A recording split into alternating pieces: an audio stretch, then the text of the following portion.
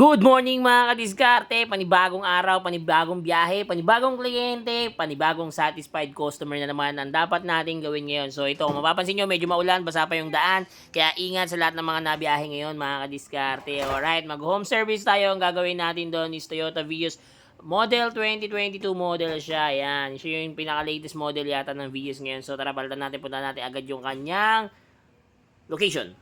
So ito, nakarating na tayo. Ito yung gagawin natin. Ayan, yung kanyang Vios. Yung pagtanggal nito, yan munang part na yan. Yan, kabilaan para ma-remove nyo. So ito, na-remove na natin yung isa. Kaya kita nyo naman.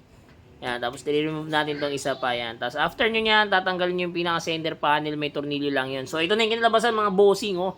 Yeesh! Napakaangas. Upgraded na agad. 9600 nga pala yung kinabit natin dito. Meron na itong Apple CarPlay na Android Auto. Meron na rin itong package. Kasama sa package natin yung reverse camera. Pwede ka rito mag-Waze, Netflix, YouTube, Google Maps. Ayan. Gumagana yung steering control niyan. Kabilaan yan. Gumagana yan. So, ikaw, kung wala ka pa nito, ano ba inaantay mo? Tara, mag-upgrade ka na. DM mo ako. Message mo lang ako. Don't forget to like and follow.